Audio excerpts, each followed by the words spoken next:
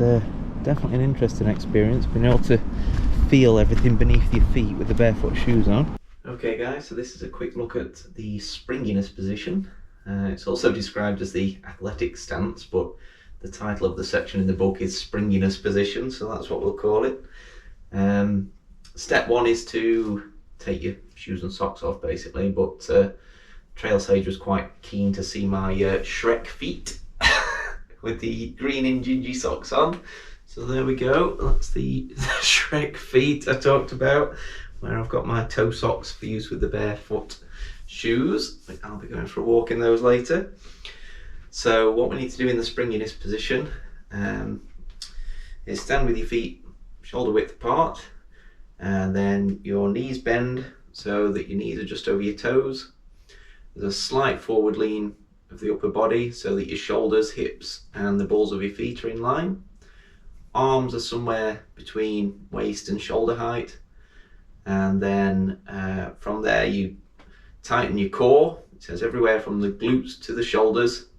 The shoulders are retracted so the shoulder blades are together. So everything's tight around here. You need to remember to keep your weight on your forefoot, and from that position you kind of mentally cue yourself that you should be ready to move. So from here, this athletic stance or springiness position, you're ready to move in any direction. So also remember to keep your chin level, eyes straight ahead, and that's it, ready to go. Show you the same thing from the side if we can. Obviously you can't see my feet, but just imagine I have feet, green ones, Shrek-like.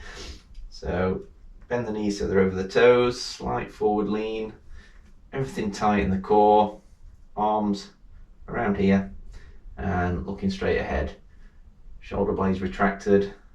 That's it, you're on your balls of your feet, ready to go. So you're not caught on your heels, as the expression is. You know, you can't actually quickly move into any other position from being on your toes, from on your heels, sorry. You need to be on your toes so that you're ready to go, and that's the whole idea of the springiness position.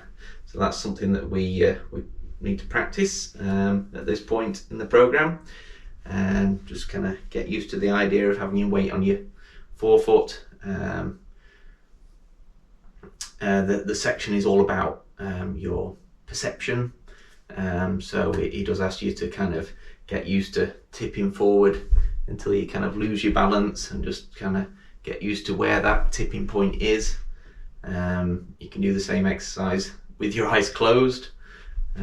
Just get used to just being able to feel where your feet are making contact with the floor, and obviously that's going to be more easy to do in the barefoot shoes or with your shoes and socks off, as we're doing here.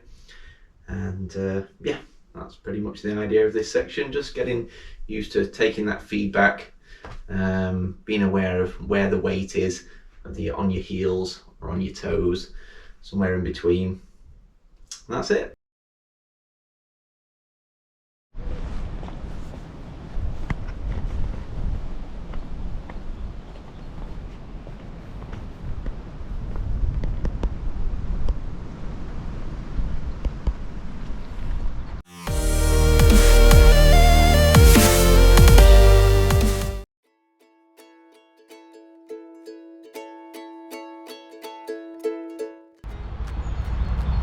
Just out for a walk in the Vivos, the second one. I said I'd report back how I got on after the last walk, which was about 5 kilometres. I'd let you know whether I thought I'd overdone it.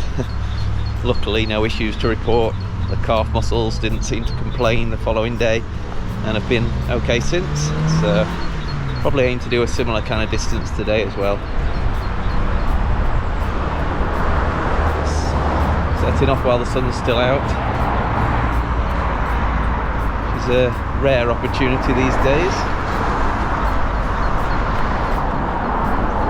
Walking through the churchyard here, and then I'll be hitting the trails for a while, and then back on some pavement for the rest of the walk. So get this done, that'll be 2 good walks done in the barefoot shoes, and I can get on with the rest of the pose method program.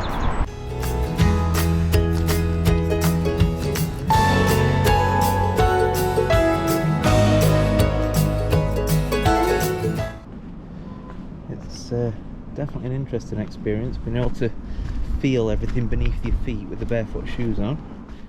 Every stick and stone, lump or bump, you can tell it's there.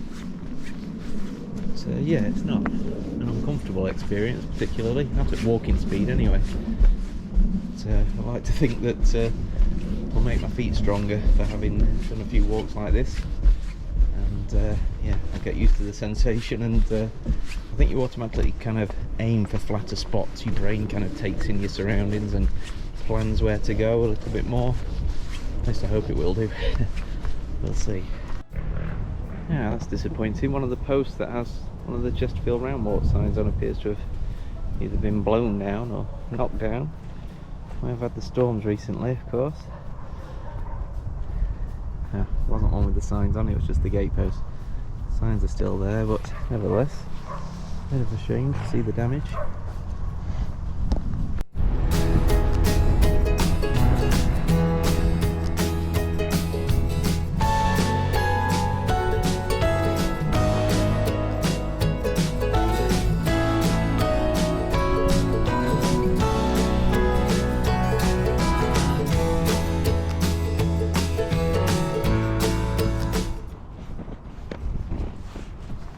Definitely getting a chance to see how these Vivos are in muddy conditions, and they are the firm ground version rather than the soft ground, so they're not designed for particularly muddy outings, but I think they are a bit better than the Ultra Superiors I've been wearing, so an improvement's an improvement.